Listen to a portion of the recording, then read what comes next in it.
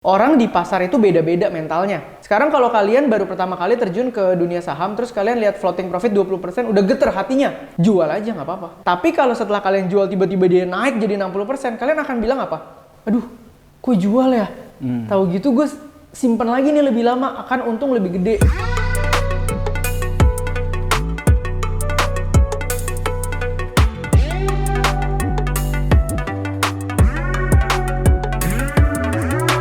Halo semuanya, welcome back to YouTube channel CMS. Nah, hari ini kita balik lagi ke segmen Tanya CMS. Ini adalah segmen di mana apa? Di mana kita akan menjawabin pertanyaan-pertanyaan orang-orang yang masuk ke Instagramnya kita dan juga sosial media kita yang lain kayak YouTube, TikTok dan lain-lain. Dan hari ini kita udah kumpulin 5 pertanyaan aja supaya kita nggak bosen juga ya nontonnya lama-lama. Jadi cuma 5 pertanyaan nih, Teh. Oke. Nah, mungkin gua akan bacain pertanyaannya, nanti bisa Theo yang jawab atau mungkin nanti gue bisa jawab juga dikit-dikit. Oke. Langsung aja ya, pertanyaan pertama. Siap. Ini banyak ditanyain orang, ini yang paling banyak ditanyain orang ya. Dana darurat itu mending ditaruh di bank konvensional atau dimasukin ke instrumen investasi yang low risk seperti reksadana. Nah, gimana? Tunggu dulu. Ini kalau menurut lu, Bill, definisi bank konvensional tuh apa, Bill? Mungkin bukan bank konvensional kali. Deposito? Iya, mungkin bisa deposito. Atau tabungan atau aja? mungkin tabungan biasa yang di rekening. Gitu. Jadi simpelnya teman-teman, dana darurat itu kalian harus cari instrumen investasi yang paling liquid, yang paling gampang dicairkan. Nah, tapi bukan berarti di saldo ATM doang. Jadi kalau udah bank konvensional tapi maksud pertanyaannya cuma di saldo, tetot. Enggak. Tapi kalian boleh coba deposito juga, biarpun bunganya lebih kecil. Kalian bisa coba reksadana pasar uang. Nah, itu adalah instrumen-instrumen dengan bunga yang lebih tinggi dari tabungan, tapi tetap gampang banget dicairin. Betul. Jadi intinya sebetulnya gimana caranya kita nggak kekurangan nilai, bener nggak? Bener. Kekurangan nilai uangnya ditambah harus cepet dicairinnya. Bener. Karena ini namanya dana darurat. Kalau sesuatu darurat terjadi harus dicairin. Bener. Gitu ya. Semoga menjawab nih pertanyaannya. Kedua, ini menarik, lagi hype banget ya. Apa-apa? Kim Son Ho ya? Bukan. Kirain mau nanya tanggapan gue Bukan. tentang skandal Kim Son Ho. Oke. Kemarin itu ditawarin pakai trading robot. Kalau pendapat CMS, gimana kalau trading pakai robot itu? Apakah aman? Nah, Tricky nih. Gue banyak relasi yang gue jaga baik nih di sini. Coba, jadi apakah robot trading aman? aman. Waduh, ini berat ya. Gue punya jawaban aslinya tapi harus dipoles sedikit nih. Oke, aman atau enggaknya sekarang? Satu hal yang gue percaya teman-teman. Kalau kita nggak ngapa-ngapain dan kita dapet sesuatu dan itu besar, logikanya pasti resikonya tinggi. Itu dulu ya, kita Betul. sepakat dulu di situ.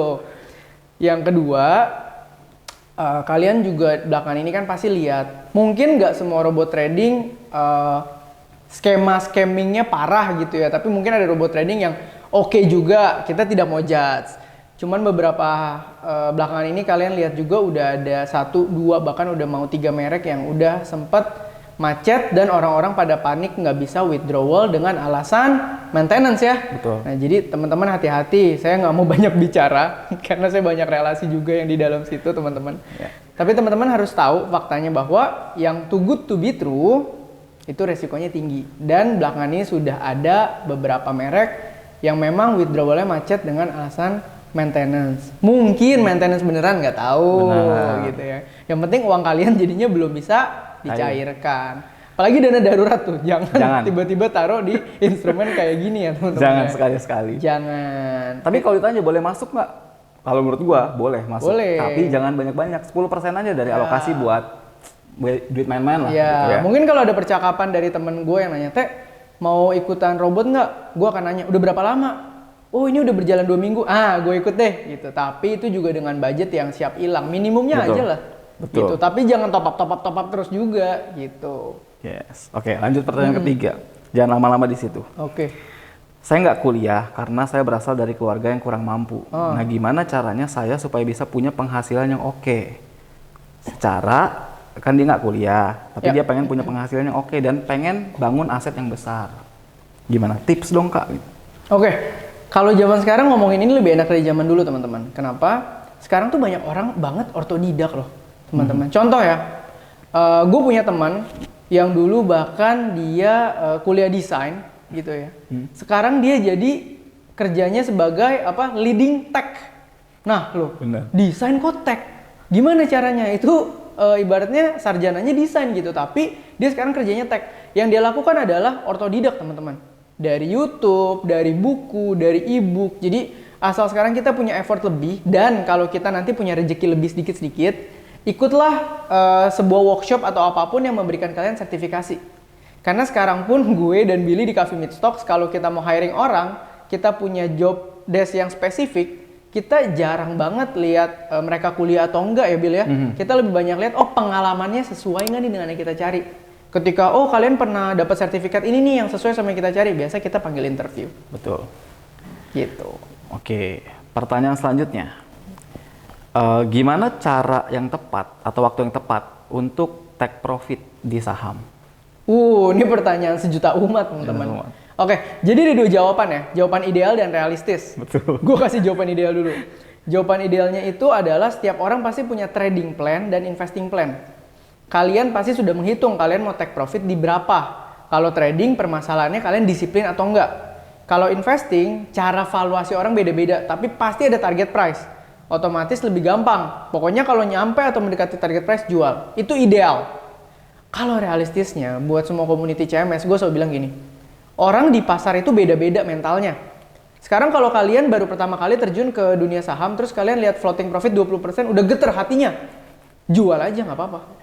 Tapi kalau setelah kalian jual tiba-tiba dia naik jadi 60%, kalian akan bilang apa? Aduh, kok jual ya? Tahu gitu gue simpen lagi nih lebih lama, akan untung lebih gede gitu.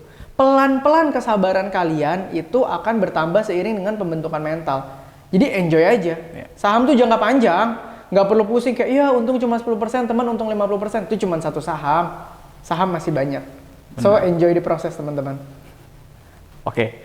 Menjawab ya, itu clear banget tuh. Ada jawaban yang realistis, ada jawaban yang ideal gitu ya. Jadi ikutin yang mana aja terserah. Nah ini pertanyaan kelima, pertanyaan terakhir. Ini tentang produknya kita nih Teh. StockPix. Oke. Nah, ini nanya nih, StockPix-nya CMS itu pom-pom bukan sih? Siapa yang nanya nih? Ayo, gue kasih membership setahun ya, gratis. Seru nih ya. Wadidaw, oke. Jadi definisi pom-pom beda-beda ya teman-teman. Tapi kalau dari definisi gue biasa disebut pom-pom itu jika ada ajakan misalnya dari seorang yang punya pengaruh gitu ya, atau public figure atau influencer apapun, tiba-tiba semuanya ngebahas satu emiten yang sama, terus ada ajakan. Ayo beli, ini akan bagus, ini akan naik gitu. Banyak orang terbawa, akhirnya beli. Nah, itu sebenarnya belum pom-pom. Tapi ketika harganya naik, terus orang yang ngajakin kalian beli udah jual, tapi nggak bilang apa-apa, dan kalian masih pegang aja sahamnya, terus akhirnya sahamnya jatuh dan kalian nyangkut, itu definisi gue sebagai pom-pom. Jadi diajak beli, tapi nggak diajak exit. Nah kalau StockPix CMS itu semuanya clear teman-teman. Ada trading plan-nya, ada investing plan-nya. Jadi kalian dikasih tahu di berapa harus jual, di berapa harus beli, dan itu juga bukan subjektif dari kita ya Bill ya. Betul. Jadi nggak ada kepentingan kita dan CMS di situ, tapi itu dari tim analis yang sudah certified teman-teman. Atau minimal CSA ya, kita pilih tim analis. Iya betul. Terus dibagi juga sesuai kebutuhan teman-teman. Ada yang buat trading harian, ada yang buat mingguan, ada yang buat bulanan sampai tahunan. Jadi nggak ada pom-pomnya harusnya karena time frame-nya malah udah dipisah. Objektif banget. Dan kalau seandainya kalian klik nih, misalkan emitennya ya, emiten ABCD misalkan. Nah itu ketika kalian klik, itu ada reason-nya. Kenapa kita rekomendasikan? Kenapa ada di StockPix CMS? Kenapa fundamentalnya bagus? Betul. Terus kenapa harganya segini? Betul. Terus harus take profit di mana? Nah itu, ada reason di balik sebuah emiten yang kita sajikan. Gitu. Harus data driven ya. Betul. Jadi di backup sama data. Betul. Apalagi? Habis pertanyaannya. Wah. Gitu, pertanyaannya udah habis. Paling itu aja kali ya. Oke, kalau gitu gue mau say thank you dulu buat kalian semua yang nanya. Jujur dari pertanyaan nomor 2 sampai nomor 5 gue keringet dingin karena gue belum tahu pertanyaannya apa, tapi cukup menegangkan ya. So anyway, sekali lagi thank you semua for watching. Thank you juga udah ngikutin CMS, udah support CMS teman-teman. Jangan lupa ditunggu next YouTube channelnya CMS. Jangan lupa apa lagi? Like, subscribe, komen share, komen semuanya teman-teman Ya, terus support. kalian kalau seandainya kalian punya pertanyaan, boleh tuh diramein kolom chatnya atau kolom komennya CMS di YouTube. Nah, nanti kita bawa ke sini lagi ya. Yes. Oke, kalau gitu segitu aja. Bye bye. Bye bye.